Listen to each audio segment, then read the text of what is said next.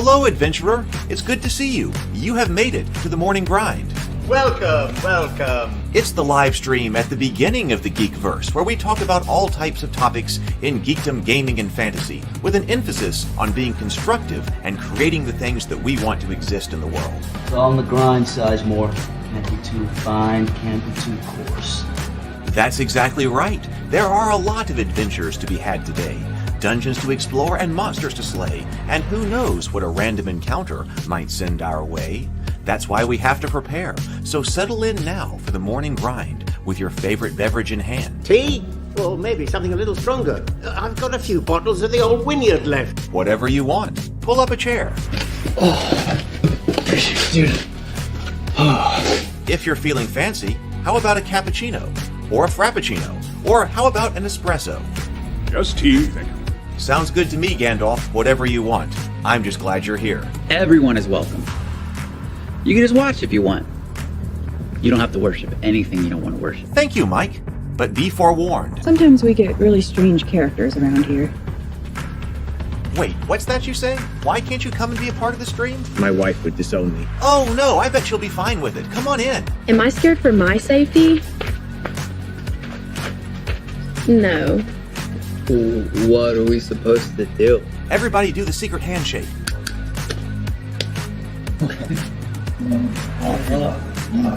Secret cultist handshake. Oh, now do wizards who love each other. This, my friend, is a science. I still don't have gifts, but it's fine. It's all on the grind, son. Can't be too fine, can't be too coarse. Dude, this would be a sick place to bring the band. Indeed it would be, Dave. It really would. I'm seeing more people coming in. Welcome. Glad to have you here. Oh, look, here's someone new. Is this the cultist meetup? Yes it is. Come to hang out? Please accept me. I have nothing else. Okay, we accept you. Everyone's welcome here. Brought some snacks. Well, that makes things even better. You want some coffee? I don't drink coffee. You sure? It's cultist coffee. What makes it cultist coffee? I'm a cultist and I'm drinking it. Oh. Then I'll have some. What exactly is going on here? I'm seeing more people coming in. Welcome. It's so great to have you. Oh, and look, here comes another stranger. Can we help you? Yes, fellow cultists. I could really use some food. Oh yeah? Welcome. We have donuts. Oh, it's me. I'm glad I'm here. I'm sure you have a few questions for me, though. What's your name? Who do you work for? What god do you worship? Great questions, Rob. I'm Steve King, and I worship Nyarlathotep. No, not really. I'm just Heath, and I won't be worshiping anything this morning. But I will be your host. Welcome to the office. We're going to have a great time. I've got my coffee ready, because now it's time for the morning grind. If you could become a fish, that would be amazing. Then I could command you with my mental fish powers.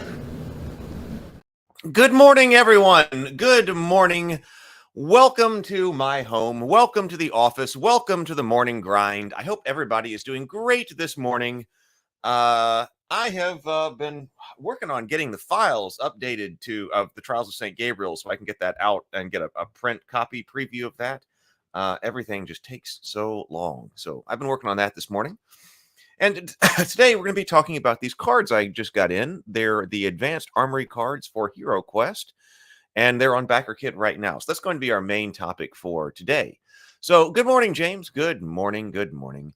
Yeah, well, I am a little bit sick. I think I took some medication again this morning. I don't get sick all that often, so I'm hoping to fight this off. But starting last night, and I was starting to feel not sure. No time to be sick. Good morning, Brent.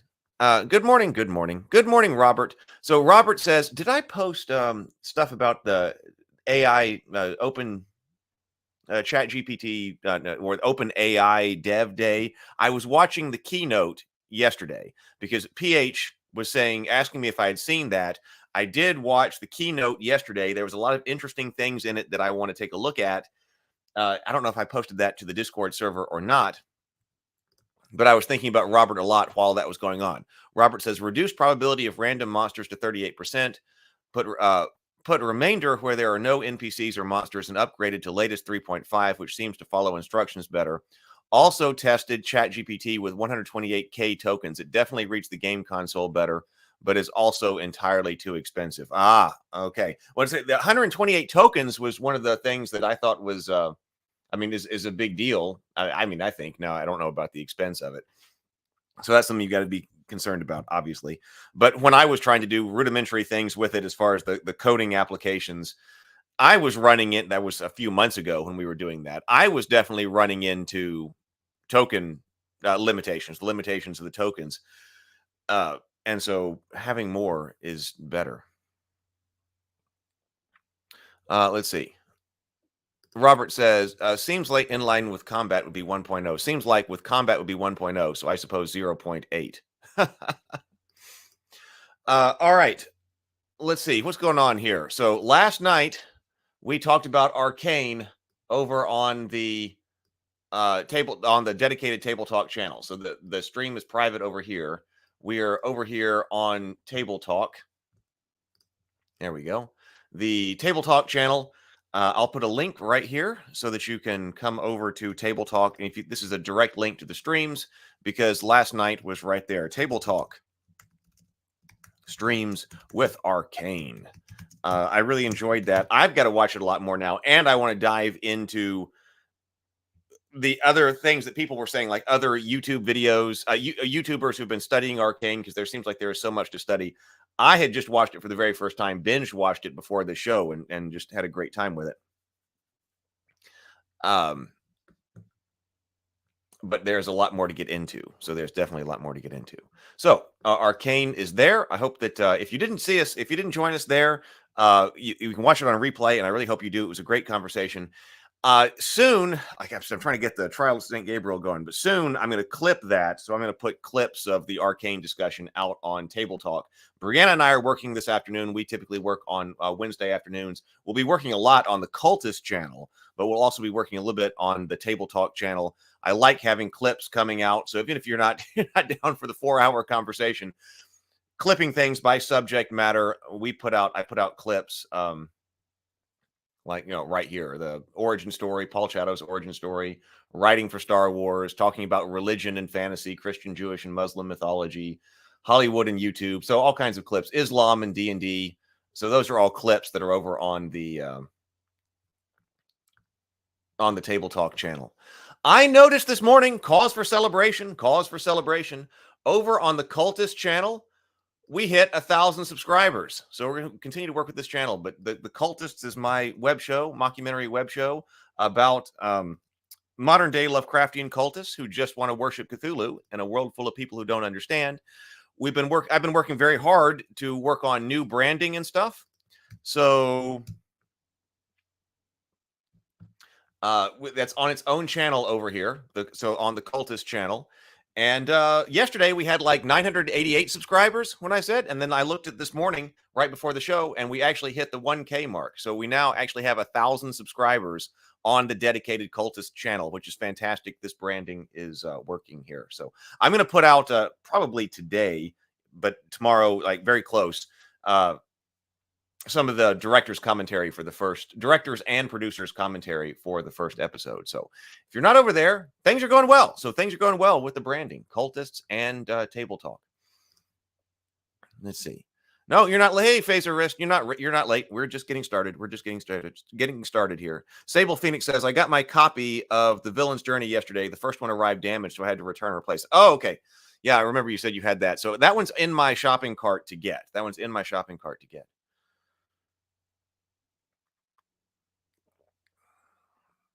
Good morning, PH. We were just talking about you, about the I watched the Dev Day, the OpenAI Dev Day that you recommended.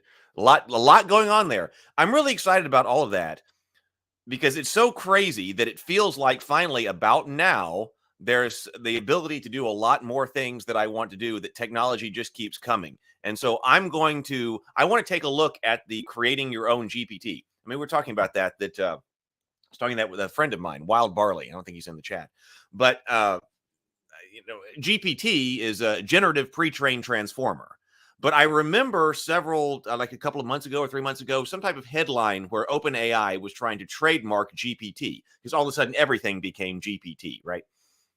And that OpenAI was trying to trademark GPT. Well, why would they be trying to do that? Well, now you can make your own GPT, which is something that's based, they're trying to make GPT like Apple made apps. So, Apple, there's an app for that, and there's the App Store. It sounds like after yesterday's dev announcement that they want to make a GPT being their equivalent of an app, because they're going to be launching the GPT store and having people create their own based off the GPT, based off the OpenAI software and hardware, because it would have to be running over there and creating the GPT store. So we need to look at that, because we've got a section in the Discord server. Oh, I need to put the Discord server link. I'm trying to get all my links in better order. For some reason, I keep forgetting to put the Discord server link on this list. Put it over here. So we need to take a look at what we can do about that, because on the Discord server, we've got the AI in games, and I made it AI for creative, so it's a bit more expansive. So if you want to talk about things you're doing for videos and things like that, you can put that over there. Ravenkeep Discord server.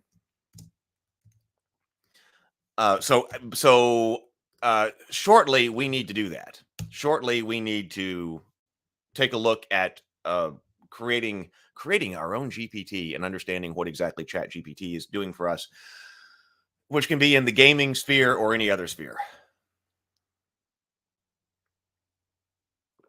Yep, we're coming on that. Let's see.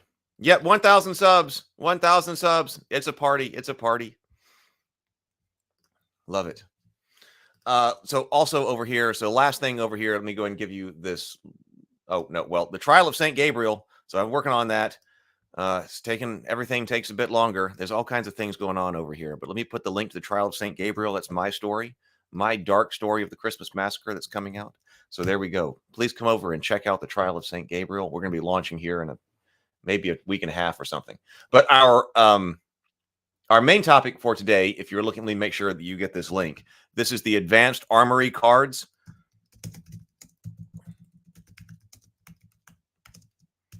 They are on BackerKit, funding on BackerKit right now. I did put the link directly to this BackerKit in the Discord server, but here it is as well in the comments right there. So there we go. Hey, Charlie. Good morning, Charlie. So and I've got physical proofs of these. Justin was kind enough to send them to me, so I've got physical proofs here to look at. All right, so that's going to be our main topic. But let's go over here. Let me take that down. Phaser wrist ones. They look really good. They look really good. He's done a great job with them. Let's go over here and do our morning reading. We are reading from The War of Art by Stephen Pressfield. Wouldn't it be great to be able to get Stephen Pressfield on Table Talk one night? Everybody got their favorite beverage? I've got Mountain Dew Zero again this morning in the Witch's Brew mug here. All right, so let's take our deep breaths, 2 deep breaths, complete inhales, complete exhales, and then take a sip of your favorite beverage. Here we go.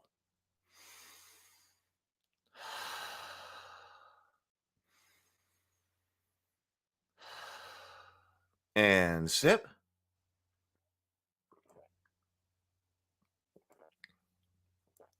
And there we go.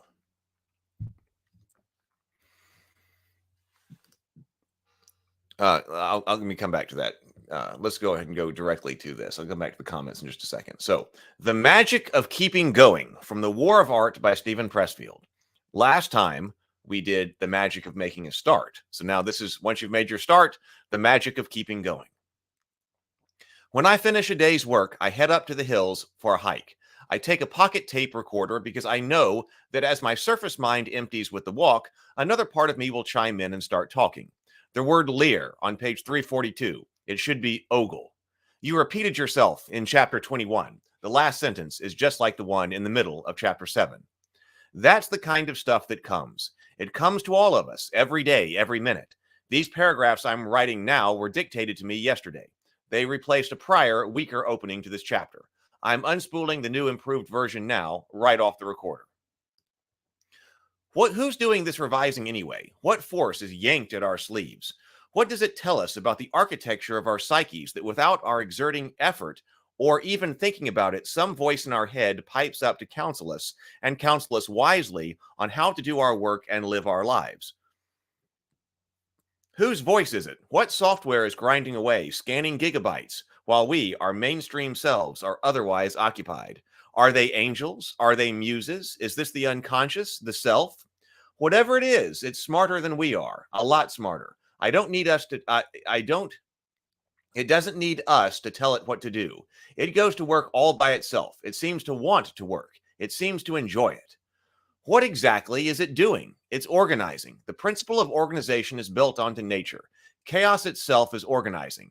Out of primal disorder, stars find their orbits. Rivers make their way to the sea. Then we, like God, set out to create a universe, a book, an opera, a new business venture. The same principle kicks in. Our screenplay resolves itself into a 3-act structure. Our symphony takes shape into movements. Our plumbing supply venture discovers its optimal chain of command. How do we experience this? By having ideas. Insights pop into our heads while we are shaving or taking a shower, or even amazingly, while we're actually working. The elves behind this are smart. If we forget something, they remind us. If we veer off course, they trim the tabs and steer us back. What can we conclude from this? Clearly, some intelligence is at work, independent of our conscious mind and yet in alliance with it, processing our material for us and alongside us. This is why artists are modest. They know they are not doing the work. They're just taking dictation. It's also why non-creative people hate creative people, because they're jealous. The sense that artists and writers are tapped into some grid of energy and inspiration that they themselves cannot connect with.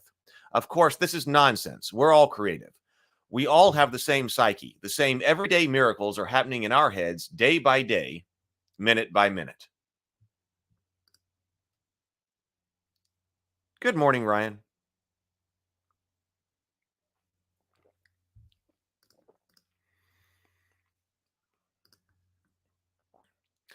Yeah, so I'd be interested in that. Yes, PH says yesterday. I know that Shad has been on the warpath about that, and but I have not been following. I just heard through the grapevine. So PH says yesterday I saw many videos destroying Shad from Shadiversity after he posted a video about his artistic AI skills. Apparently, it was a fuzz in the drawing community. Yeah, so I have not followed what he has been saying or doing. But I think it appears to me that he also that one of the problems might be is that he says that people have a problem with is that he was an early person who was explicitly calling himself an AI artist. And like my opinion over here, as I've been investigating all these things, is I'm definitely playing the role of an art director. But I'm the art director, but not necessarily the artist. But he definitely claims that title. But other people are going to have different opinions on that. So that's something we should talk about when eventually we get to talk about AI on Table Talk and host that conversation. But PH says, I'm also very excited about ChatGPT's new features. Yeah, we've got to play around with it. We've got to play with it very soon. All right. Let's see. What now? I was learning about this yesterday because it was in the Rome TV show. So I think this is also something that needs to show up in Theophany then. The public calendar in Rome that's like behind in Rome and the TV show. There's this thing that people were talking about on Reddit. What is this thing I saw? Where it's like all these squares and they're moving things around on it. And it was their interpretation of a public calendar.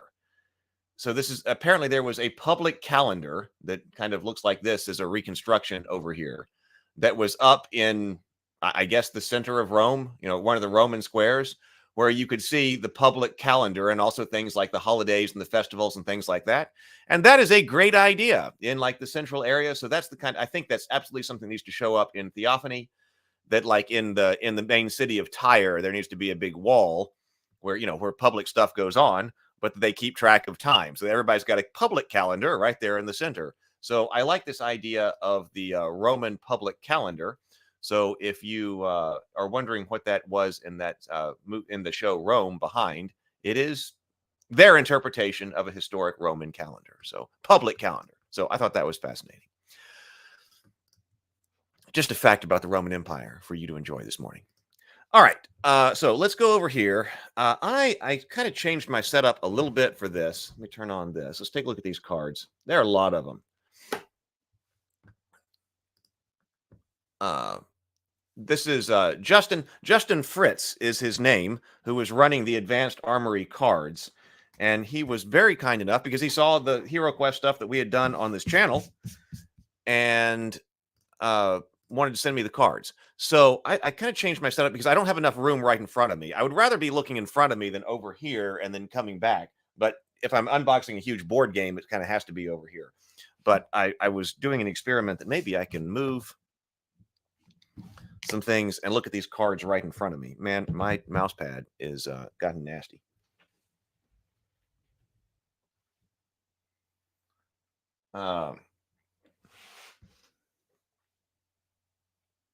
I don't have another one sitting around right here. Hang on. I do.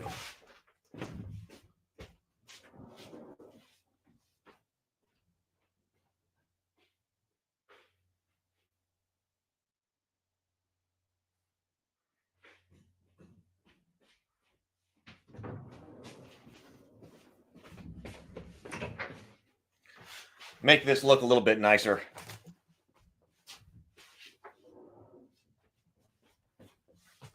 Yogg-Sothoth here has gotten a bit dirty here. So here we go. How about Adalak Nacha? We'll use Adalak Nacha as our background.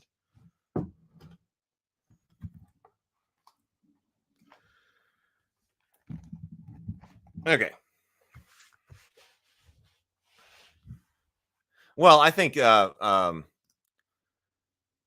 Sable says in 15 years, AI art programs will probably be like AI renderers and can be treated just like Photoshop or any other digital tool. I think we're basically already there because I mean they're being built. The AI tools are already being built into Photoshop and Adobe Premiere. Like it's not like 3 months ago you had to go from the traditional Adobe Illustrator, Adobe Photoshop over to the AI stuff. But now it's all in one place. Michael says, have I ever played the Warhammer Fantasy Quest series? You're talking about the board game series? I have not. I would love to get, well, not, I have, that's not quite true. I played one because I wanted to get it. I've never played the original. And it seems like, as with a lot of the different Games Workshop games, some of the older ones are better. So I've never played the original because I was such a fan of HeroQuest. I didn't move over to Warhammer Quest. I would definitely try one of the original or one of the earlier versions of the game. Because I was interested in it, I got, I don't know where it is. I guess it's someplace else, what exact version I've got. But I think I did have the latest version, the Shadows over Hammerhall or something like that. That might have been its name. But I didn't, we played it once, but it really didn't grab me. I mean, maybe we're doing something wrong. I mean, I'd try it again if people want to play it, but I would rather try to go grab one of the earlier versions of it.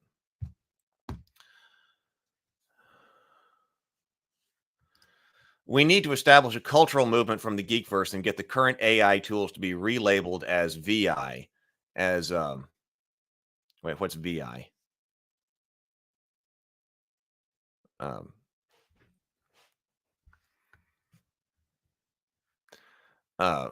But yeah, yes, that's why when we do that, we have a conversation. I want to talk more about, okay, we've got large language models, we've got diffusion models, and be very clear about what we're talking about. Okay, so I got these cards here. Like, this is a gigantic stack. Oh, virtual intelligence. VI is virtual intelligence. Okay, thank you. Look at this gigantic stack of cards right here. Now, he did tell me that the particular printing service that he used to print these, I think he said that the finish is going to be a little bit different. But I believe these come from GameCrafter. And by the way, these are very high quality cards. So if you are concerned, like we like cards around here, GameCrafter made some fantastic cards as far as their physical quality is concerned. So if you make up cards, GameCrafter can definitely do it for you. But I believe these are slightly different from the physical makeup than they will be as the when the backer kit fulfills.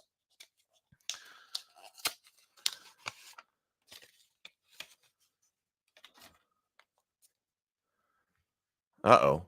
The because of the fuzz, I watched his AI video and it gave me secondhand embarrassment. Huh.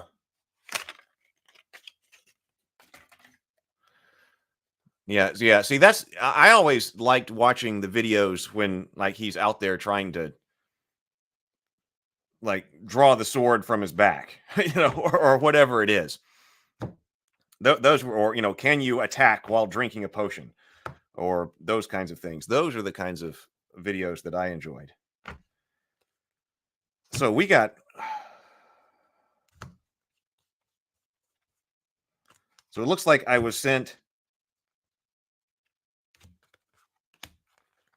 4 different types of cards. So we've got, oh no, this is Artificer's Guild. So I've got treasure cards right here. I got armory cards right here. I mean, this is also a gigantic stack of treasure cards. And then the Artificer's Guild and then the Alchemist shop. So I'm going to set these over here. Let's take a look at the armory first. I loved that one too. That was a great video.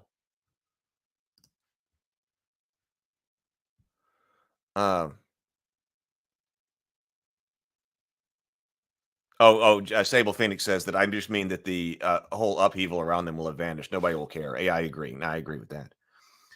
I know we love cards here. I need to make some. All right. So the way that we're doing these here. So this is from the armory. So like, okay, dagger. So dagger is something that we had in the regular game of HeroQuest. So we've got 1 attack die right here. We get the image of the dagger. I mean, not only is the physical quality of the cards really good, but clearly they have also taken a lot of time to create, from the graphic perspective, something really great here. So we've got 1 attack die, and then it shows you as well where you can attack with it down here. So, most weapons cannot attack diagonally in HeroQuest. So green is where you can attack. And then I guess yellow here is thrown. So I guess that makes sense that we got a one-hand. We also get icons over here to help us explain. I didn't see a one that explained all the icons, but that may be on the backer kit page. And also, I do believe these cards are coming in something on backer kit. I don't have a box for them, he said.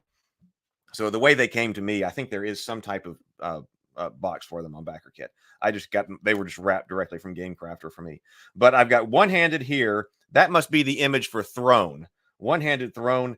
And I guess that looks like a hat. Maybe that's something that can be worn or something. We're gonna have to see. And then also the cost down here. 25. And then every card also has a card number if you're trying to keep track of your collection. So this was done very well. Oh, things not going well on the stream.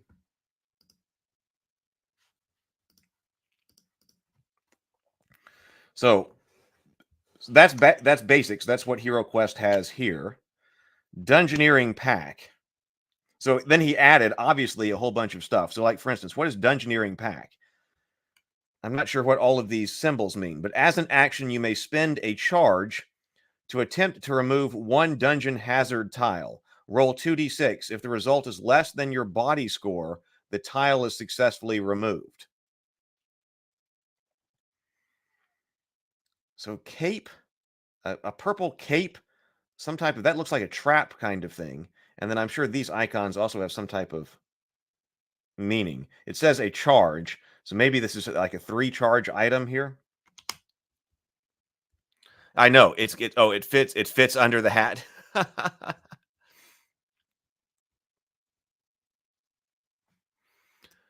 Guardians of the Flame novels solved the combat healing potions, Michael says, by the expediency of biting through the vial and trusting the potion.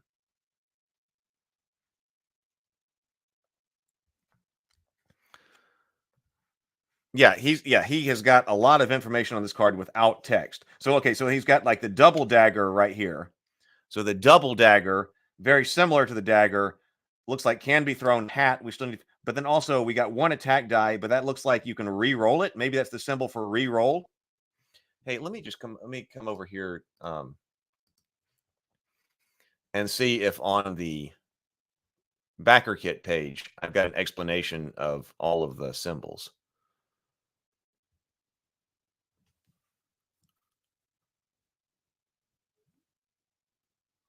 He's doing some digital cards too, which interests me, which means that might be great to be able to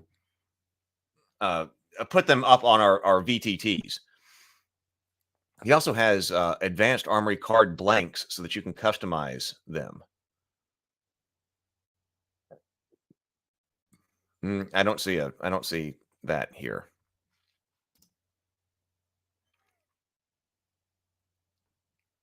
Maybe the hat is a reference to a wizard character, and if they can or cannot use it, that could be. That could be because there's always cannot be used by wizard. So maybe that's green. So maybe green is for go. So maybe we're good for wizard. So like right here, golden broadsword. 3 attack dice. If that one does not have the hat on it, it's just a one-handed weapon. So golden broadsword. Now he's got different things about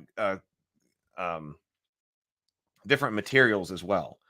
Wakizashi.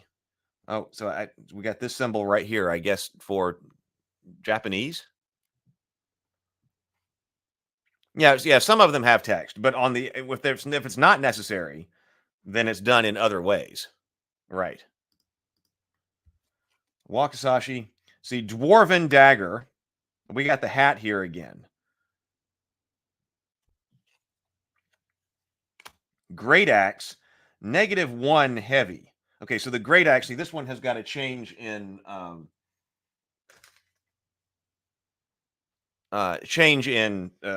attack range. So the great axe can attack up to 2. But -1, that might be -1 movement. -1 movement because it's heavy. Morning Star. 3 attack dice. Spear. Oh, so spear can be thrown too. So okay, so spear has got a range of 2 attack dice. Yeah, there's no spear in HeroQuest. Now there can be 2 attack dice, attacks 2, or can be thrown into the yellow. The spear is a good addition. The scythe. Oh, so interesting here. The scythe cannot be used to attack immediately adjacent to you. So the scythe can attack diagonally and out to 2, but isn't something that can attack next to you. That's interesting. He's made some elven longbow. Arrows, range. So it looks like attack range, but it cannot be used to attack adjacent to you. Which makes sense. The crossbow is there in HeroQuest, but it's just wherever you can see. Golden buckler. This is a shield, like one-handed shield. So it increases your defense die by 1. Leather hat. Okay, so that one, so this is when it is telling you, I like having the different places for the hands. That's definitely something I would change up in HeroQuest, and might be something we do if we continue to do some type of faded edge system, because there's a lot of things that I like about that, especially with like Zombicide. I love Zombicide too. So saying this is a one-handed weapon, this is a two-handed weapon, what particular slot does it occupy? I'm a big fan of slots anyway. So like the leather hat is +1 defense die, and it takes your helmet slot, whereas this golden buckler takes a hand slot. Wooden kite shield, easy to graphically represent. Glade Knight armor, so that looks like that must be takes your body slot, but maybe also your helmet slot and your hand slot. I wish I knew a bit more about that. +1. So what is +1 elf? Let's see. There's a lot. Noble half plate. That's -3 heavy. Golden chain cowl. Wooden tower shield. Warhammer. A light crossbow. Now here, this light crossbow cannot attack next adjacent to you. The general crossbow in HeroQuest is 3 dice, right? So the light crossbow is 2. We've got a bronze helmet here. Noble helm. Oh, see, we got a new symbol here. I'm not sure what that is. Golden scale helmet.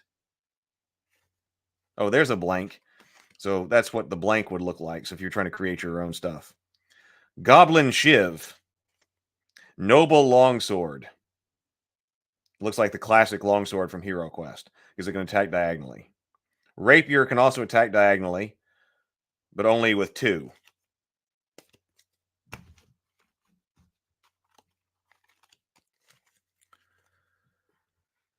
Phaser Rift says, Heath, you need to do a live playthrough of HeroQuest and let the chat decide the actions of the heroes. That would be fun. Well, we did. We could do something like that when we played HeroQuest on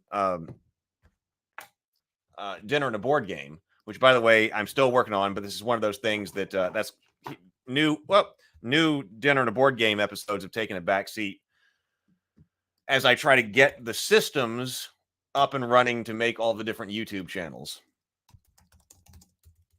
But if you haven't seen, we did do a test for Dinner and a Board Game on the Dinner and a Board Game channel of our new format.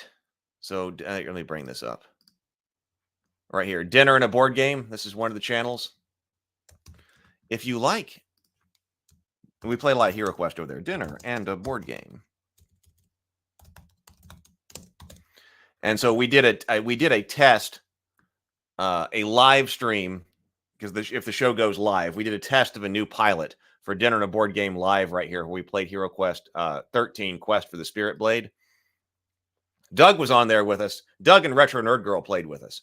So we did do that because I built out HeroQuest online.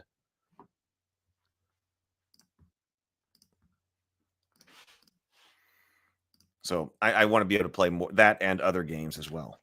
Okay, so they've got tons. Okay, so noble plate boots, golden pauldrons, elven helmet, wood round shield, golden half plate. He really likes the golden stuff. Golden half plate,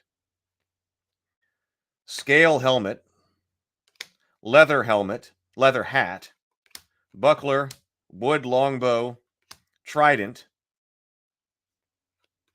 walnut quarterstaff, elven dagger. That one also has the hats. That must have something to do with the wizard. Katana, longsword, short sword, tundra. This is interesting. Tundra wolf companion. So this is claws and teeth, 3 attacks, can attack diagonally, moves 10, attacks 3, defense 2, body points 5, mind points 1. So that one's kind of a different kind of look here. It is in the Armory deck. Oh, okay. So Daniel says green hat is mage friendly. Mages can use it. Blue hat is mage only. Ah, okay. Thank you. Innerlight says, well, yeah, that's so well, they're not all what class can use the well, so what is purple? Does anyone know what purple is? This purple cloak? So if that's mage friendly right then, that seems to make sense. It seems to mage friendly. I wonder what purple cloak is. So there's Tundra Wolf Companion. So Tundra, no, we got 2. So this is also Tundra Wolf Companion.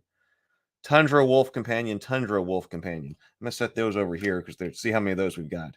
Dwarven Tower Shield. Alchemy Belt. As an action, you may spend a charge. And I'm wondering if this is the number of charges up here. As an action, you may spend a charge to attempt to craft a potion. Must be present at a workbench or laboratory and requires the ingredients needed for the desired potion. So that's belt. Here's purple and it says belt. So maybe there is a belt slot in here. And maybe it gives you an extra bag. The purples is the slot that it occupies. Oh, you had to find their website. Oh, so it's not, because I didn't see it on the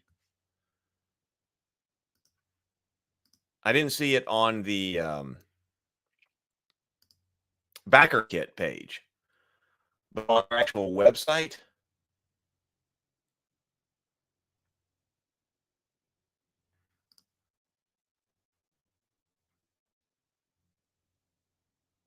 Oh, okay. Okay. Look. Thank you, Daniel. So listen right here. So let me bring this up. Let me take this down for a second. Bring this up.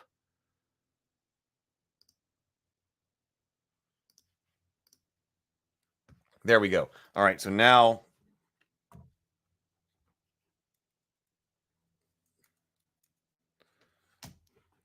on the Armory cards, we have one-handed symbol, two-handed symbol, throne. We kind of figured that out. One-handed, two-handed throne uses or requires ammo. Well, we hadn't seen this one yet. Uses or requires mined bullets, which is new. Tracking ammo is typically optional, but the cards for this might be needed are still marked, it says. Body armor slot, armor head slot, armor shield, one-handed. That coin means noble. Matching bonus, new. Dashio, matching bonus, new. Okay, so that's what that is over here. Okay, so that trap is resist trap hazard, resist magic general, resist poison updated. Resistances allow you to ignore a point of damage of a particular type using a die roll. Roll one die for each point of damage and try to score equal to or better than the resist level. Okay. So resist poison 5+ would allow you to ignore a point of poison damage on a 5+. Element resistance applies to a specific element and includes both nature and magical sources. We've got fire, air, water, ice, holy, shadow, and blood. This is important information. Mind bullets, that's telekinesis. Let's see. Gyrat says, hello, welcome. Okay, so wait, so let's see here. Purple equals wandering nurple, LOL. No, we're going right here. So the pink purple indicates that slot is an accessory slot. Thank you. Okay, so post it to Discord. This link is posted to Discord. Thank you. The purple cloak is the back slot, purple or pink. The duplicate Tundra Wolf is a misprint. Okay, so that's why we got two Tundra Wolves over here. Let's see. Okay, so then also we've got Cold Iron. Wait, do we have yeah. So this is okay. So I was like, wait a minute. So you're this Justin? Is that you in the comments here? I sent Justin the email saying that that's a link and saying that we were going to be doing this morning. So oh, okay. So yes, you must be here because these are created by Flesh Hammer Creative Studios. So FHCS, that's them. So I didn't know. So yes, please check out the YouTube channel. In fact, let me put the link here to the playlist, the YouTube playlist. So please do go subscribe to the YouTube channel. Link for the creator. Boom. There we go. So please check them out. And welcome, Justin. Good to see you. I'm so glad you were able to make it. Okay, so we also have Cold Iron exotic materials. And I thought this was neat because we've got different materials here. Exotic materials. Item forged from these items will be come with added abilities. So Cold Iron, Shadow Steel, Shadow Weave, Blood Steel, Blood Weave, and Lava Steel. Special materials. These items are uncommon but available if you know where to look for them. Previously known as Heirloom, Standard now includes Elven, Dwarven, and Mithril as available special materials. Collecting full sets of gear made from exclusively one type of material gets you access to racial matching bonuses. I like sets. That was one of the things that I liked about Diablo, because sometimes you'd have like you could get a whole matching set of stuff to look for. I like that. So we also have, I noticed as I was going through here, and we'll look at it, I'll bring the camera up as well, but I noticed that some of the cards have different outlines. So like Dwarven, this this particular like light brown or bronze look right over here. So that tells you, if you just look at the card, the style of the card, whether it's an elven, dwarven, mithril, or dark mithril work. I love this. I think this adds so much. Well, welcome. Excellent. Excellent. So Noble says, Noble matching bonus, equip 3 or more items with this icon and gain 25% gold coins when given as a quest reward. Ah. Hey, Andrew. Andrew says, good morning. Happy Wednesday. New comic book day to those that observe. Oh, so it's new comic book day. I did not know that. I'm not big in the comic book area, but yes, happy new comic book day to everyone. Over here, we've got damage subtypes: poison, arcane, necro, fire, ice, water, earth, air, holy, shadow, and blood. Basic elemental and poison damage can be from either natural or magical sources. If this isn't clearly stated on the source, the game master will make a call as to what it counts as. So 1 star, the asterisk is arcane and necro is strictly magical. No, arcane and necro. Holy, shadow, and blood are both magical and primal. While you will not see many of these used in Armory, they will begin popping up in the Artificers Guild and Collegia Arcana collections. Lots of icons. Okay, so equipping restrictions. So this is the equipping restrictions. The green friendly icon is a green light for all job classes to use this item. Job classes are numerous. As far as the only class-specific restrictions are already shown here. As the need arises, we'll add more specific icons. But if you see a blue icon, it means there's a restriction. Hero races currently include human, elf, dwarf, and gnome. At this time, there are no gnome-only items. Elves currently are represented by more than one job class. We recommend the classic elf be reclassified as a spell sword, which is a type of mage. Wizard type classes include wizard, warlock, and sorcerer. So we have mage friendly. So that's green. Mage friendly. All spell casting job classes can use without penalty.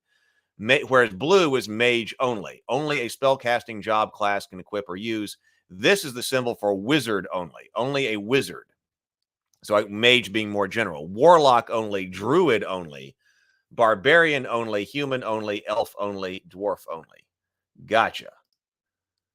Favored enemies. Some weapons grant bonuses when used against a... We're really getting deep into HeroQuest here. And, you know, I love this because I had said... when HeroQuest was coming, the re-release of HeroQuest was coming out, that, oh man, I really want it to do more. I want to do more with HeroQuest and make it an advanced kind of HeroQuest. In retrospect, because I was like, I already have my HeroQuest box. I've got my original HeroQuest box that is available to be played.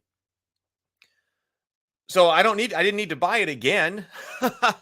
I wanted something advanced. Now, in retrospect, I'm actually very glad they re-released the classic game because there's so many people who don't still have their classic box, and we're so glad to get it back and have been introducing a new generation of tabletop gamers to HeroQuest. I'm very glad they re-released, basically, you know, a re-release of the classic game. Very glad they did that. But now, people like Justin are bringing us the advanced kind of stuff that we could add. I mean, this is fantastic. Oh, fixing the wolf misprint live. James says, man, if I could wear a three-piece suit and my job would just pay me 25% more, that would be fantastic. Phaser Risk says, necro anything is always awesome. Necromancer's rule. Buff acquired. Sharp-dressed man. +1 charisma, +2 with females. Savages and Sorceries borrows pretty heavily from HeroQuest, so I thought you might like that too. Yes, the Savages and Sorceries is what Inner Light's been working on. So we do have favored enemies here: anti-human, anti-elf, anti-dwarf, anti-bear, anti-dragon, goblin, orc, abomination, anti-undead, anti-skeleton, anti-warrior. Add 1 additional die to your attack roll versus this type of enemy. When attacking this type of enemy for an attack, you may make an extra attack as a free action. Accessories. Okay, so here's our purple slots. So yeah, back slot. Okay, so this is telling you what slot it occupies. So all of our different feet are head slot.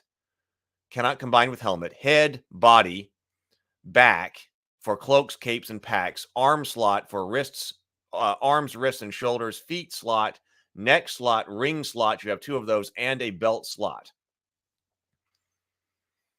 Accessories include a variety of worn items that have useful function. Except for rings, only 1 of each slot type can be equipped at a time. Head and body armor cannot be doubled up with head and body accessories. Tabards are the only exception, as they are typically worn over armor.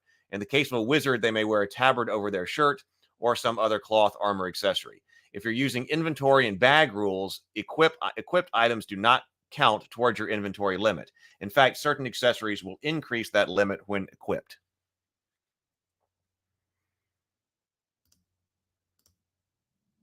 Magical charges. So much stuff. This is fantastic. Let's see. So magical charges, we've got arcane charges, water charge, fire charge, earth charge, ice charge, sylvan, air, necro, and equipment charge generic. Artifacts have limited uses before they break, disappear, or go inert. These are represented by charge icons. Each icon is styled after the elemental alignment of the enchanted item. Most of these items are destroyed when exhausted and will tell you to do so on the card. If not, the item can be recharged between quests. Equipment charges. Kits, packs, and utility belts all contain tools and consumables needed to perform a particular action. These are represented by equipment cards. Equipment charges. This is normally for each charge. It is normal for each charge icon to look a little different. Okay, that's what we saw, but they all mean the same thing. Unless stated otherwise in the card, equipment charges can be recovered between quests, and the item is not discarded when exhausted.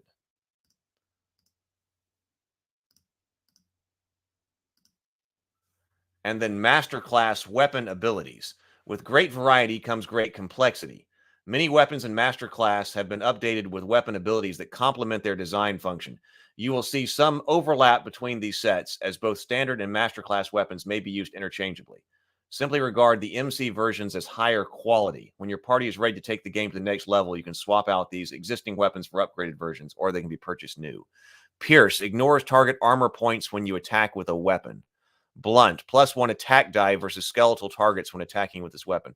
Classic. Crush, ignores one of the target's defense dice when you attack with this weapon. Slash, you may reroll 1 failed attack on each attack with this weapon. Heavy Slash, you may reroll 2 failed attack dice on each attack with this weapon. Okay, so now we know something about what these symbols are. Phaser Wrist says, one thing that's always bothered me is lack of fantasy encumbrance in games, both board and video games. That's why I like the slots. I like the slots. For board games, like for HeroQuest, I would use like slot-based encumbrance system. So Alchemy, okay, Alchemy belt, that's one that's got, these are the charges right here. 1, 2, 3, 4, 5. Oh, see, right here is what I was talking about. See, this is the dwarven tower shield. You can tell by the outer design here that this is the dwarf, where I guess this is your standard right here. So that one's telling you specifically that one's dwarven. Golden Chris knife. Let's see. Cold Morning Star. Cold Iron Morning Star. So that gives us our cold iron indication. So when that matters against some type of foe or something. So that's the Cold Iron Morning Star. Mace. Okay, there's another dwarven weapon. Dwarven battle axe right there. Hits for 4. Now that's good. Dwarf needs Cold Iron battle axe. Cold iron symbol right there. Golden hammer, goblin shiv, noble longsword, the rapier. Okay, I think we saw some of these.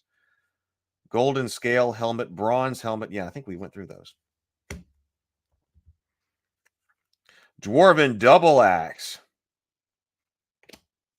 Cold iron double axe.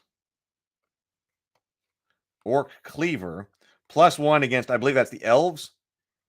So +1 against elves. There's an elven card. Elven broadsword right there. We got the elven look to it. To contrast with the dwarven right there. Dwarven longsword. Dwarven dagger. Oh, another rapier. So that's good. So we got, there's short sword. Because so I don't know how many of these are in the deck, but that's one of the common complaints that we had with different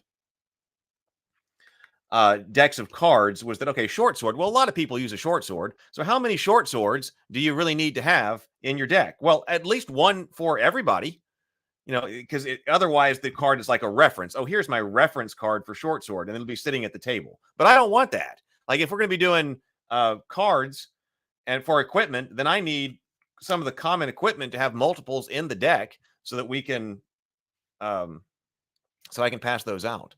So, Justin says inventory limit is your body score plus any bags or enchantments.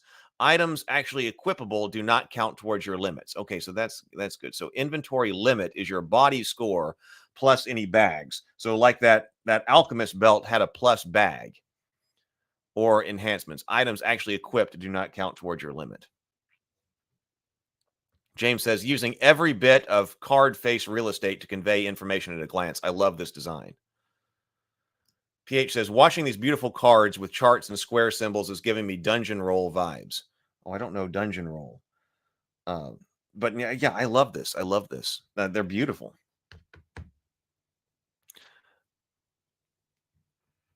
This is a great question. So Daniel says, rare material equipment such as cold iron have an added ability. I'm not seeing what the added ability is. It could be something like a particular monster says they're vulnerable to it. That could be something like that too. Where is do I have card sleeves sitting around here? They seem standard cards to me.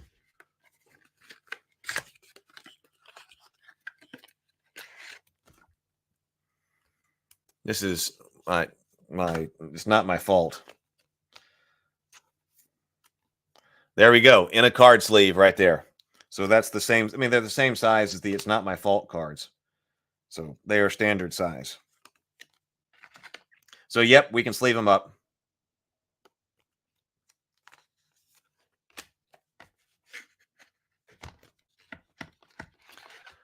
Phaser Wrist says, I actually like having an item limit in a deck, so you're forced to pick a certain hero, or with people they can fight over who gets them.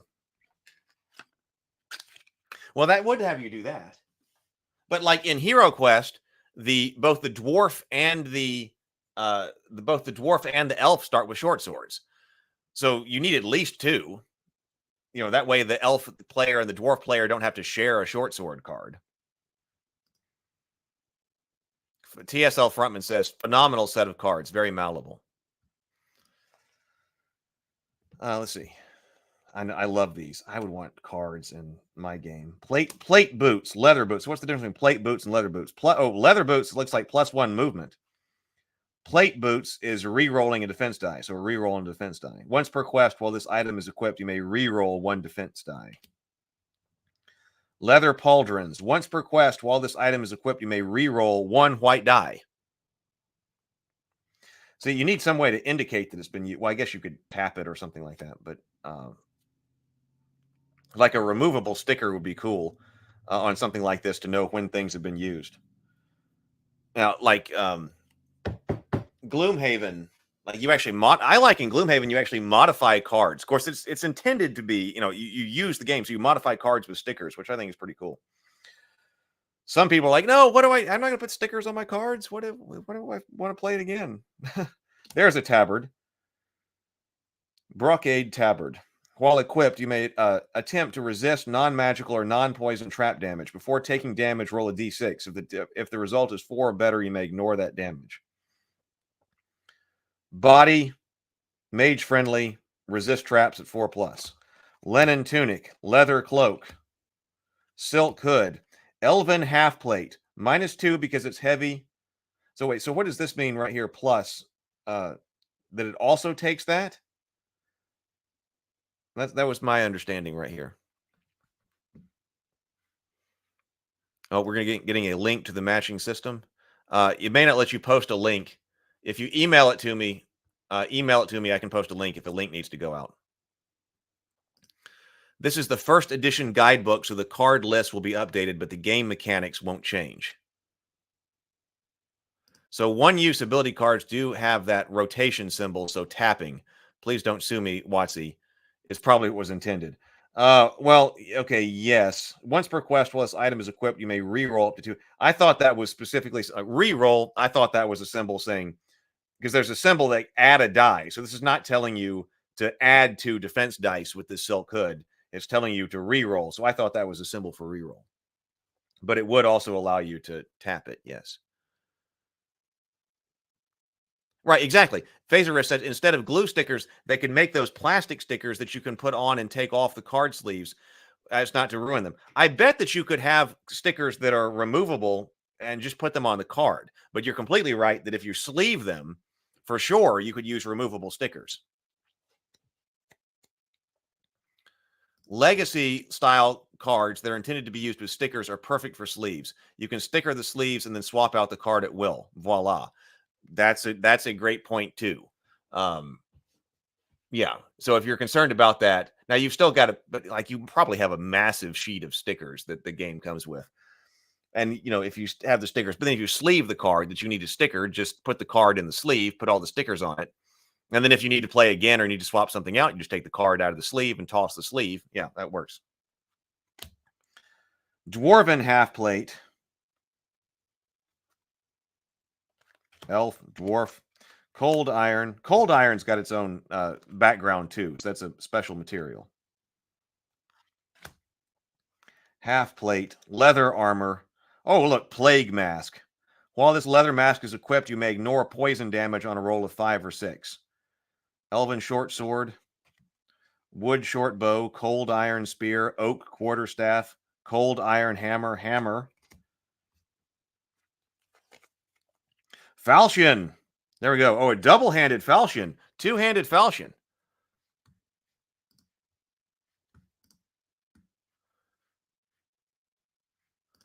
TSL Farman says those old kids lock-in vinyl stickers might work if you don't mind licking things. You had to lick vinyl stickers? Okay, so we get confirmation that's a re-roll icon. Oh. So the plus. Okay, so the plus means may be combined with a helmet and shield. Oh, okay, fantastic. So half plate, that's not saying it's taking up your helmet slot. This is telling you that you're getting +2 defense dice here, and it may be combined with a helmet and a shield. That's right, because the Armory in HeroQuest tells you that. Like the male armor may be combined with a helmet. Yes, exactly. So this is explicitly telling you that this is something that can be combined with a helmet and a shield defensive. Perfect. Okay, let me see. Okay, I got the link to the advanced Armory rulebook here. Okay, I'm going to put out this link right here so everybody can get it. Actually, I'm going to put this in the Discord server as well. Now, here's a problem. Okay, so over here, so this is the advanced Armory rulebook. All right, that's in there. And then I'm also going to put that in the Discord server.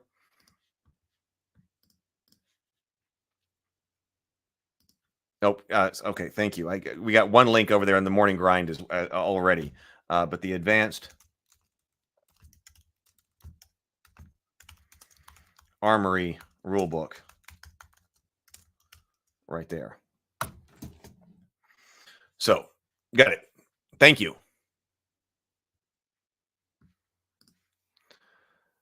Let's see. Phaser Risk says I just use bingo chips. That's so what game was there? A game that has the cards like chips or something like that, or chips as items. Why was I thinking about that? But then, yeah, if you used it like a potion or something, it could be a chip, and it's that way. It's not just a piece of cardboard. I mean, that works. But if you had something like a poker chip, like a nice poker chip that's got some weight to it and stuff, then why not use some chips and things like that for disposable items? Because I'm a big fan anyway of having fewer things in front of you that you're having to contend with in the game, but making sure all of them matter. TSL Frontman says, yeah, back in the 90s at store registers would be kids' games where you could get a setting image on one side, like a playground, empty zoo, etc., and a bunch of peel and stick stickers on the back.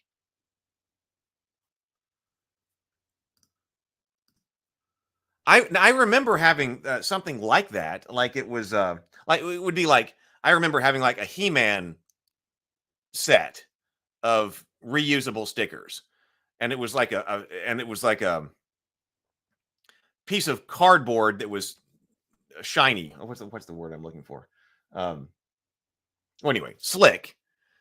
And then all of your stickers would be like He-Man and Skeletor and the robots and all the heroes and the bad guys. And then you could put the stickers onto that background that looked like, the Eternia landscape or a Castle Grayskull landscape or something.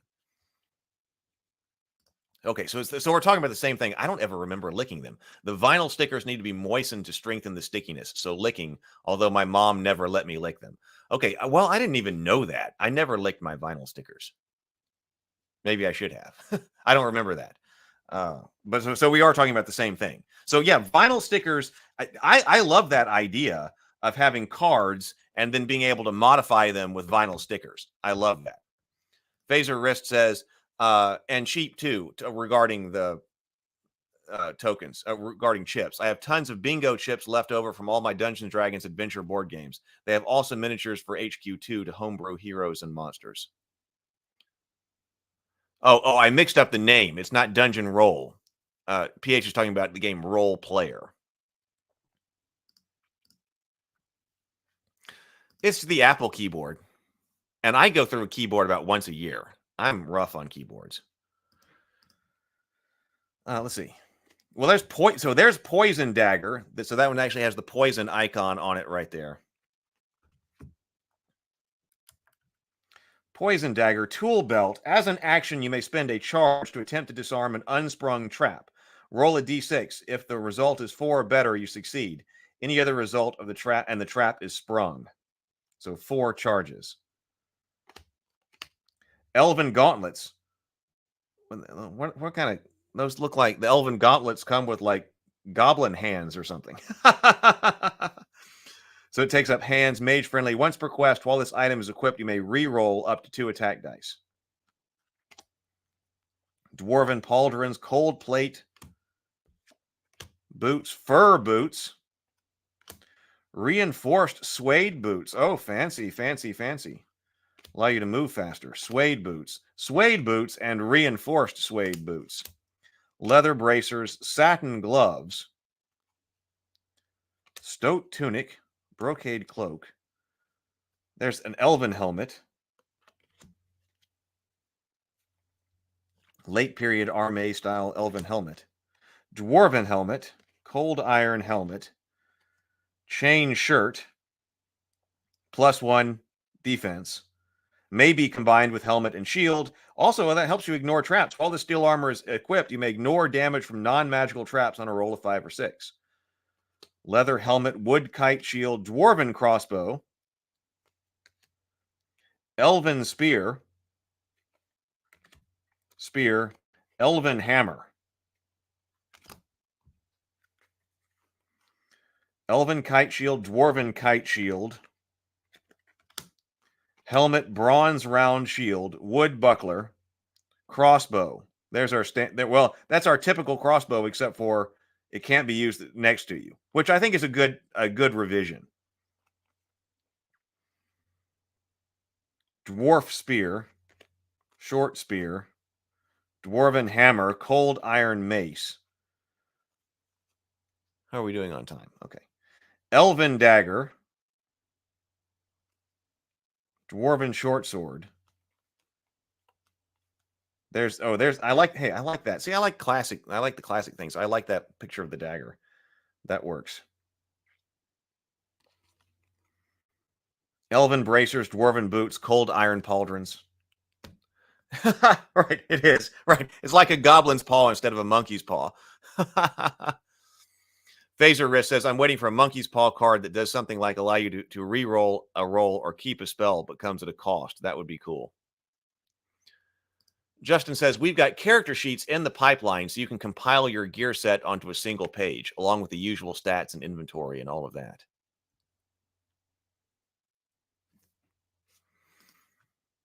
I really like what's going on here. Oh, lantern. Oh, that's got a different look to it. Lantern. As an action, you may spend a charge to light the lantern. When equipped, you may see normally in natural darkness. The light goes out when you leave the dungeon. Once all charges are spent, the lantern is discarded.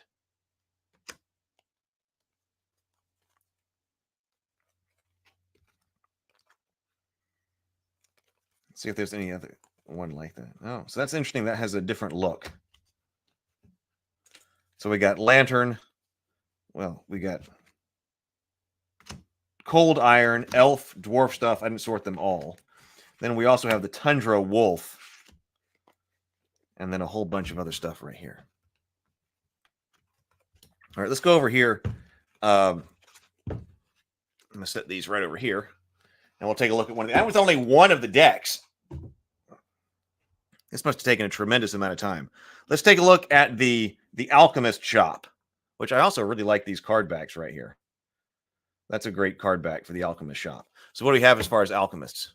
The Lantern is giving off light, so it's a brighter card. The Lantern would be useful in Kalar's Keep. It's been a long time since I played Kalar's Keep. We played all the way through, though. I've been playing some other things because we played Kalar's Keep and Return of the Witch Lord a lot. So, like Potion of Quickening, a distillation of the memories of 1,000 battles suspended in a savory syrup. When consumed, it will quicken the body, mind, and spirit. The next time you attack, you may make an additional attack as a free action. Discard after use. Potion of Strength. This glass vial contains a pungent-smelling purple liquid. You may drink it at any time, giving you 2 extra attack dice the next time you attack. Discard after use. Potion of Healing. Blue Potions of Healing. A rare and potent medicinal brew is found almost exclusively in dungeons. Drink its azure liquid at any time to restore D6 body points, up to your maximum limit. Discard after use.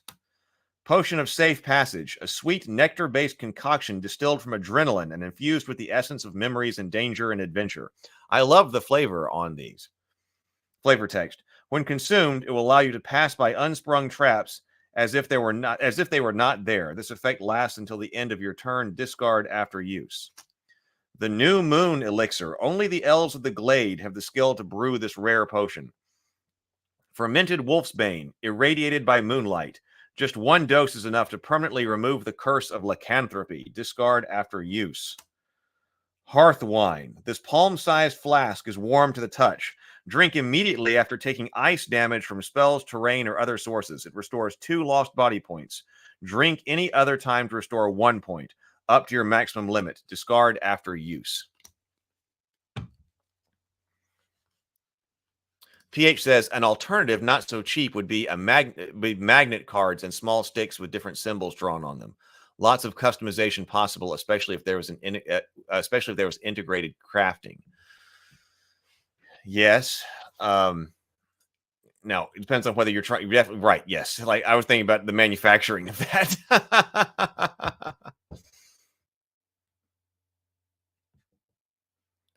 Wait.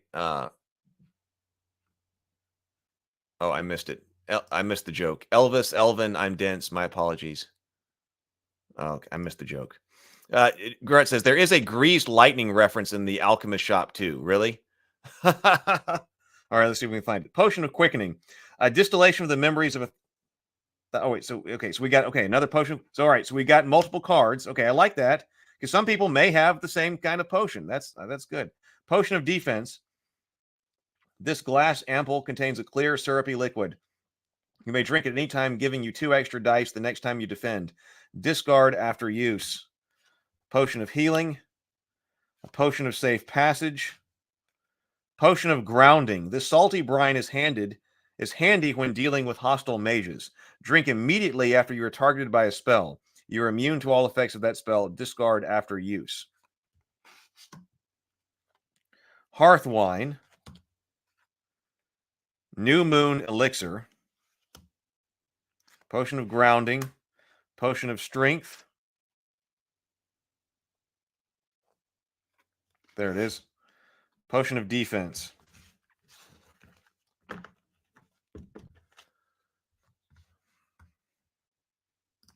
Innerlight says, I think it would be easier to do transparent cards or semi-transparent cards that could be sleeved together to create different combinations. Oh, that's a nice idea. Now, the sleeve, could also, you could custom print a sleeve. I think you could do that. So that if you were trying to customize a card, you slide the card into a transparent sleeve, but there's something on the sleeve that you see through. But if you had transparent cards, you could stack a bunch of them together. That's a fantastic idea, Innerlight. Yeah. Phaser Wrist likes that too. That's a great idea. You have clear cards like a base card. And then, yeah, I'll have to think about that some more. That's really nice. Let's look at the Artificers Guild, and then we'll do treasure. So this is, I'm not exactly sure what this is. Oh, we got looks like more equipment. Okay, so here's our back of the cards right here. Artificers Guild. Mithril Longsword. Mithril Hand Axe. Mithril Quarterstaff.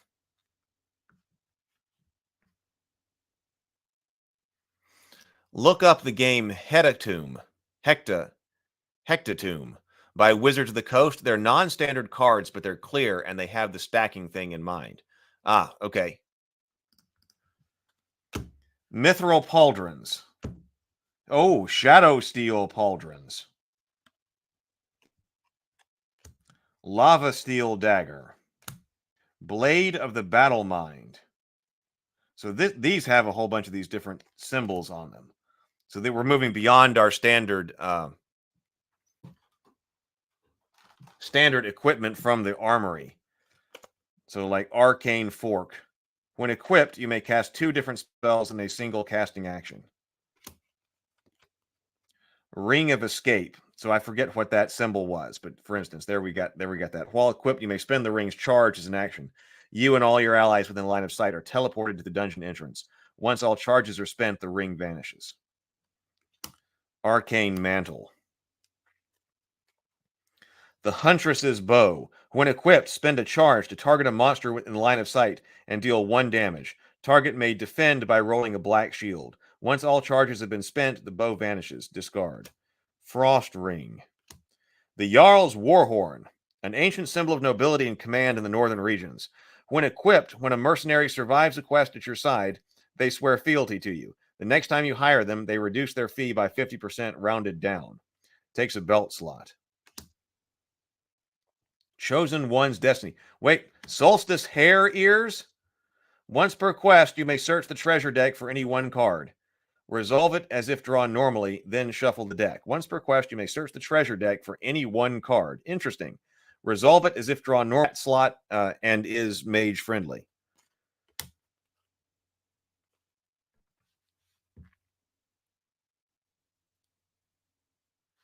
Good morning, Tomocrat. Good morning.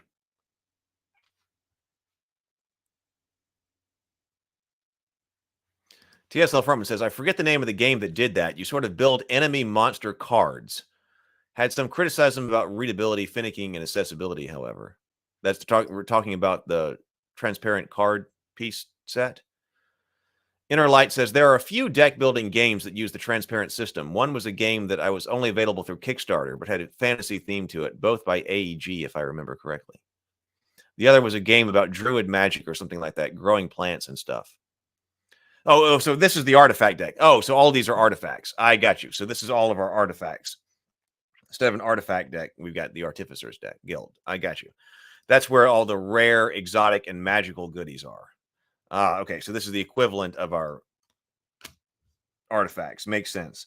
Amulet of Wisdom, Ring of Arcana. Between quests, you may store 1 of your known spells inside this ring. When equipped, you may cast the stored spell as a normal cast action. Rod of Quicksand, Mage Blade, Horde Bane. When attacking an orc with this magical short sword, you may make an extra attack as a free action. Phase Dagger. When attacking with this dagger, you may spend its charge to ignore your target's armor. Any hit scored automatically deals damage and cannot be defended. Bloodsteel Pauldrons. Once per quest, while this item is equipped, you may re-roll up to 3 white dice, and it takes your hand slot. Or not your hand slot, but your arm slots. The Pauldrons take the arm slot. Shadow Steel Crown. When equipped, you are able to see normally in natural and in magical darkness. +1 defense die. Mithril Light of the Shetamal. Glade Knight Boots, Stave of Mirrors. I think a lot my nephews have so much fun with this. Oh, Pumpkin Head. Once per quest, you may trick a monster within line of sight into giving you a treat. Draw 1 treasure card. Elixir of Resurrection. The final word in Second Chances. This Archmage potion can only ever be used once by any single being. As an action, this elixir may be applied to a dead hero or companion. They return to life with full body and mind points, cured of all poison damage, and released from all curses. Discard after use. Boots of Jumping. Cloak of Phasing. Got 2 of those. Talisman of the Glade. May only be used by elves. Frost Bracelet. A festive Fur Hat. Once per quest, you may charm an ice monster within line of sight into walking away peacefully. Sometimes things like this are fun. I remember one of the HeroQuest games that we played that my uncle designed for us was around Mardi Gras, and we did a Mardi Gras themed game, and Zargon and his monsters had stolen the king from the Emperor's king cake. You know, the little baby Jesus that's inside the king cake. Zargon's monsters had disrupted the king's Mardi Gras celebration, stolen the baby from the king cake, and we had to go into a dungeon to find it. So there was the king cake baby that we were searching for. I like Mardi Gras and king cakes. Man, it's been a while since I've done any kind of Mardi Gras celebration. Mystic Veil was the druidic magic one. Edge of Darkness was the Kickstarter only one.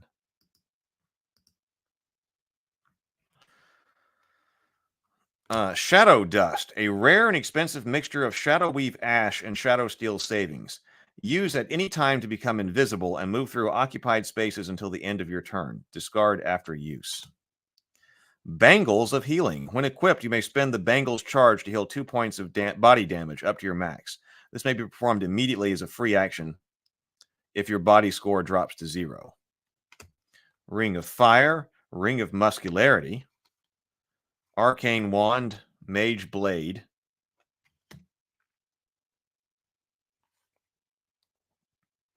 Wraithbane, Lava Steel Pauldrons, Blood Steel Dagger, Shadow Steel Dagger, Mithril Half Plate, Mithril Hammer, and Mithril Dagger.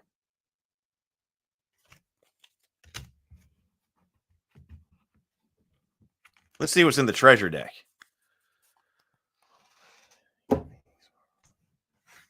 Again, I love the back of the cards here. Why isn't it called the Ring of Swole? I like that. So, treasure deck here. All right. Monster Attack Encounter. You are discovered by one of the monsters lurking in the hall.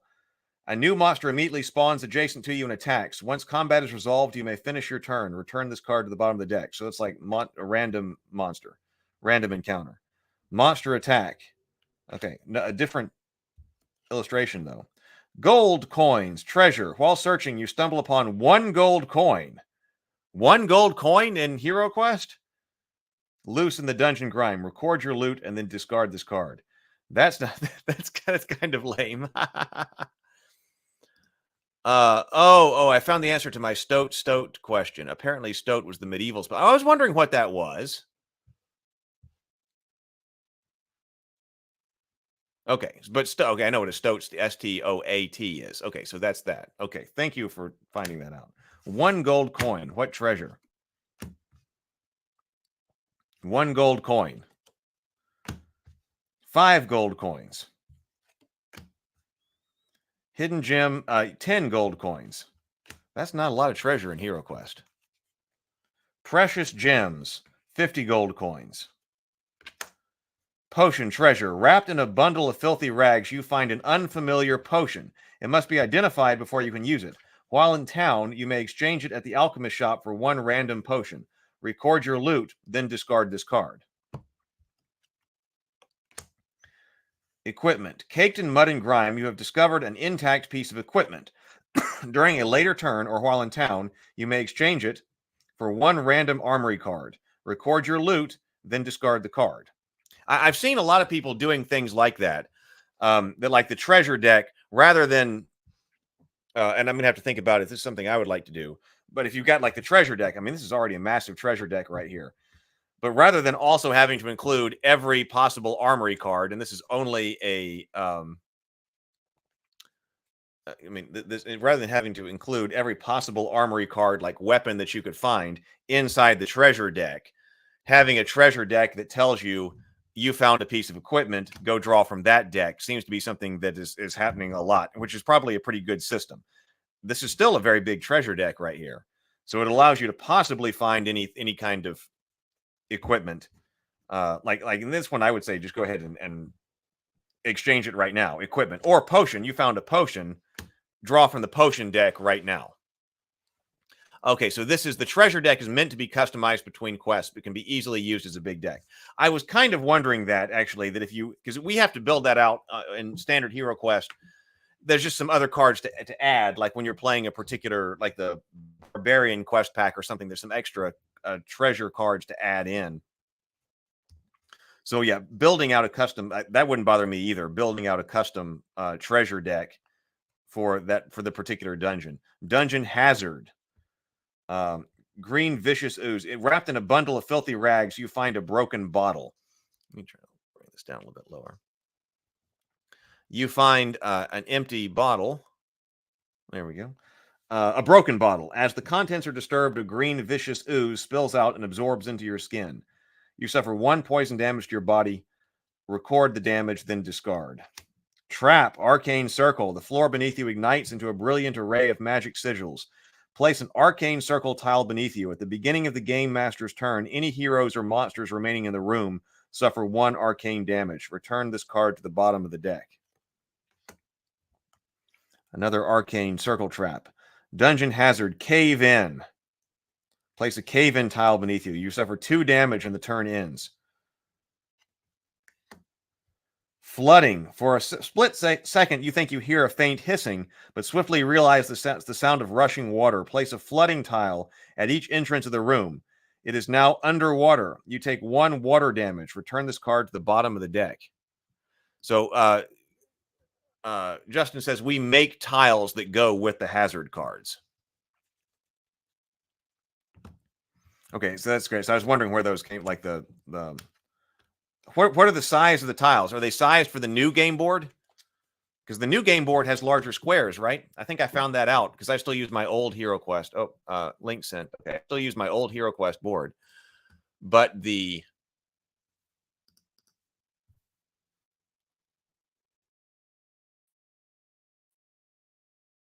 Dungeon Hazard tiles. All right, I'm going to send this over to you. Over here, Dungeon Hazard tiles. They're 1 by 1. Yeah, the new board is true 1 by 1. Okay, so it's not as big as I thought. Okay. Let's see. So this is the hazard tiles. I'm going to post that here and then also over into the Discord server. So if you're looking at it, there we go.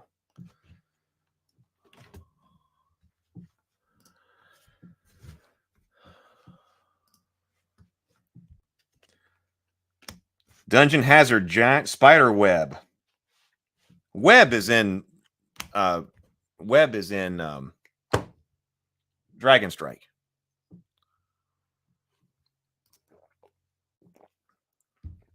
I need a game like this. Dungeon Hazard lava. The feet beneath you begins to smoke as your feet begin to smoke as the floor beneath you blackens. Within seconds, the stone softens and takes on a familiar molten glow. Place a lava tile beneath you. You take 1 fire damage and your turn ends. Okay, potion, treasure. You see gentle steam rising from a nearby snowbank. There you discover a flask of hearth wine. Exchange this card for the matching Alchemist shop card, then discard this card. Treasure, large chest. Hidden beneath a loose stone floor, you discover a large wooden chest. Inside is an assortment of fine treasure worth 300 gold coins. Record your loot, then discard the card. You know, I was just thinking as well, you're talking about building out different decks like treasure decks. If you had cards that had like a symbol on them, like down here in the bottom, because I do worry about the amount of time it takes setup. You know, setup is a big thing. Sometimes it's no problem that you're like, hey, the people are coming over and I'm going to start an hour and a half beforehand to set up this game. And then that way we can actually sit and play. we can do that. But sometimes you want to go faster. But if every card, like if you had to look for, I need, let's see, I need one large chest and I need some lava and I need whatever else. Sometimes that can take a while. But if you could easily see like a icon, like easily distinguished icons down here at the bottom, like this quest could say, use all red and blue treasure cards or something. Maybe black is a standard card. Use all standard cards plus the red cards and the blue cards and be able to pull that out really fast. You can tailor it to a particular environment or CR level of the party. Yeah, that's what I was thinking about. So like maybe blue is all ice themed treasure. I don't know. So like this adventure uses all black, the standard treasure, plus all blue. You know, and of course you could always throw in a couple of things, but that would make it an easy way to create a thematic deck of all different kinds fairly quickly. Inner Light says, so the treasure deck would practically need to be customized. You would have snow, ice decks, lava decks, etc., based on the type of dungeon in it. Right. Yes, right. That would be, so there, you wouldn't put the lava like coated ice or something, right? The moonlight glints off a glass object in a nearby shrub. There you discover a new moon elixir. Exchange this card for the matching Alchemist shop card, then discard this card. Dungeon hazard neurotoxin. Wrapped in a bundle of filthy rags, you find a broken bottle. Its contents erupt into a cloud of pink, sweet-smelling fog. Roll one white die. If the result is a skull, you suffer 1 poison damage to your mind. Record the damage, then discard this card. So that I noticed it said like 1 damage to your body in another one. This one specific calls out mind points of damage. Justin says, I like the idea of adding the subset icons. Oh, good. I'm glad. We see, I love these. That's why these live streams are so great, because with the comments and everything like that going back and forth, we end up with great ideas. This is the case with all of our live streams, whether we're talking about a board game or an RPG or a movie or a TV show on Table Talk. Ingredient, dungeon flower. This common mushroom is found in many underground dungeons. It's as pungent as it is unpredictable when used in potion crafting. Between quests, you may trade this ingredient to the Alchemist shop for a random potion. Record your loot and then discard this card. You know, we had this discussion when we were talking about the difference between HeroQuest and Dragon Strike on the morning grind, on whatever episode that was. And we were saying that one of the differences between HeroQuest and Dragon Strike on kind of a fundamental game design level is that when you draw treasure cards in HeroQuest, you can get things like gold. And people will be like, well, what does the gold do for me? Oh, I got some gold. Well, the gold only helps you between quests. So the gold isn't going to be something that's going to help you right then in that dungeon. Like if you're looking for a potion of healing, you need a better weapon or something, or some armor. Well, it's possible in HeroQuest that you get gold, which is going to help you in, you know, on quest to quest, but it's not going to help you right there. The Dragon Strike doesn't have gold. Like everything that you draw in the game is going to be immediately useful to you. Now, there might be class restrictions. You got to get it to somebody else. But I mean, everything that's there, you never have to go to manipulate it between quests. And that's a difference of design philosophy. Dragon Strike is very much about the right here, right now. We're playing this game. On the flip side of that, you don't keep your treasure between Dragon Strike games. Every game of Dragon Strike starts anew, so you don't keep your equipment. In HeroQuest, you do keep your equipment. It's kind of a slower kind of thing. Everything you find might not be immediately relevant, but you'll be able to, you know, gather gold and buy something and over extended quests. So what's the philosophy of game design? Well, why couldn't you do both? Because I like both ways. Sometimes you just want to play a game that is right now. And then if you're playing right now, then don't have gold coins. Make them draw something that's immediately useful. So you could also code treasure cards that way. Is this something that is immediately useful, or is this something that may only be useful in a campaign type environment? If those were coded, then if you're just trying to sit down and play a game right now, you just remove all the things like gold and anything that requires going through some other, you know, that requires going through downtime, right? So it would be really easy to be able to find that and then style that game. Are we talking about a right now game, or are we talking about a campaign style game? Justin says, poison damage is persistent. It lowers the damage stat. Okay, say you have a max 8 body points. but 2 points of poison damage. Now your max body score is 6. You will need to buy or cast an antidote to repair the poison damage.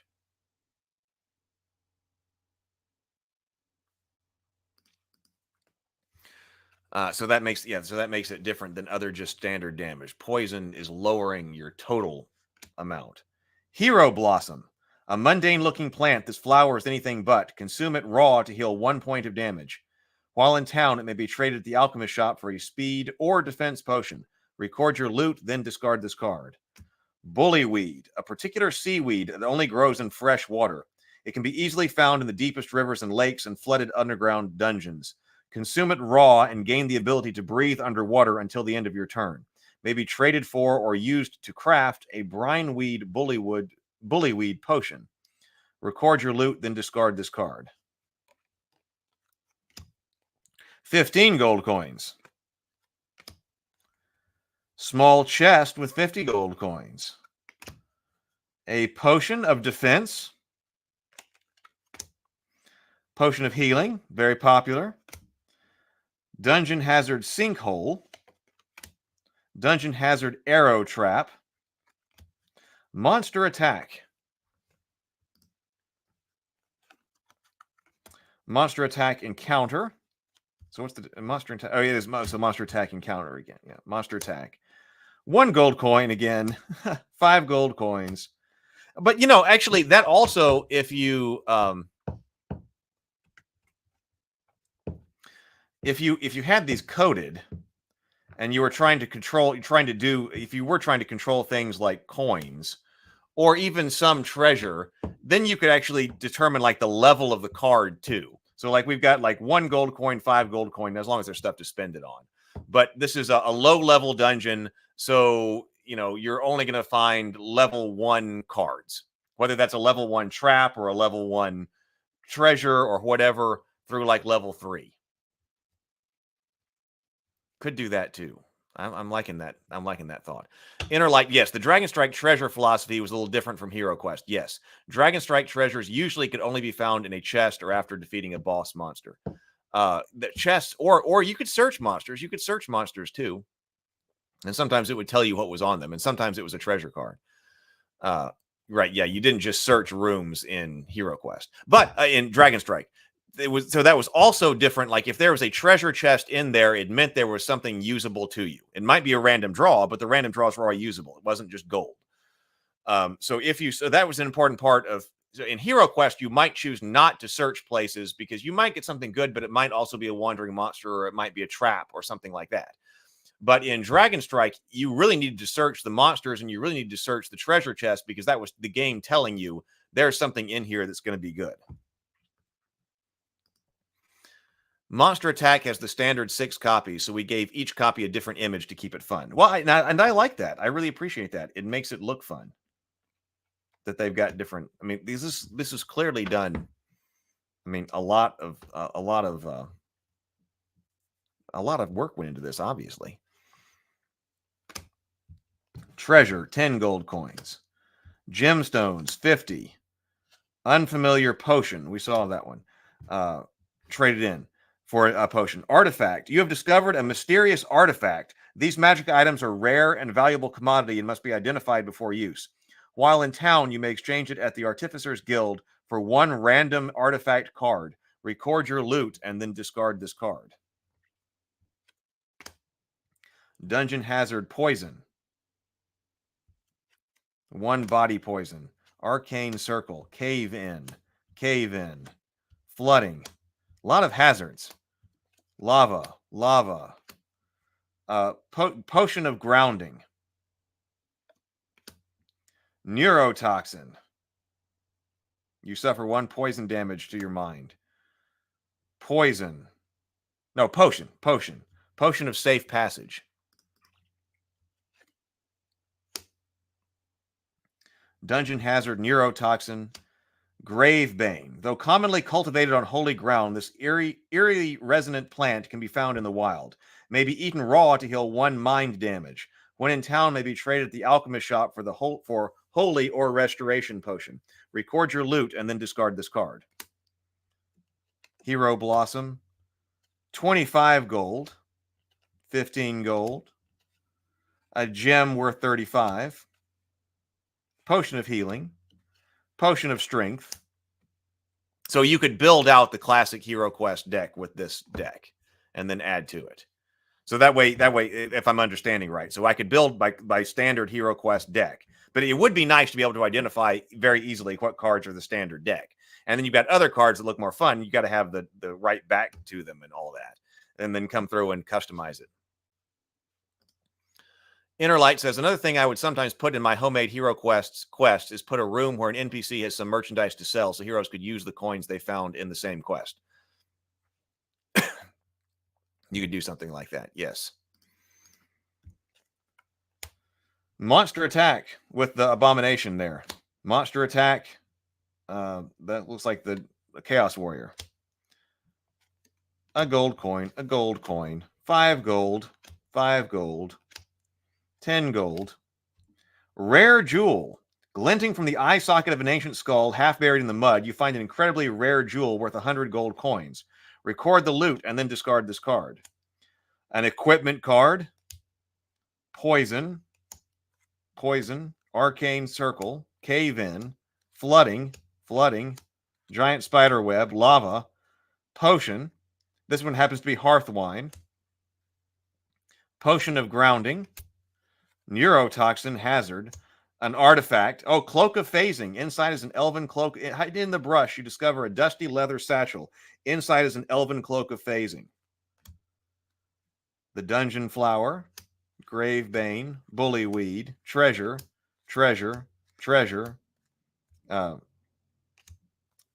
Potion of Healing. Potion of Quickening. And then an arrow trap. Goblin Merchant. Yes, there's the Goblin Merchant inside. Well, this is really cool. Justin, you've done some amazing work with these cards. Thank you so much for sending these to me. He says the loot deck comes with these potions and an artifact, all of which can be found in this deck. Let me make sure that I go over here and put, actually, let me take this down. So this is the Dungeon Hazards. I don't even know where my windows are anymore. Let me take this down. The place that you want to go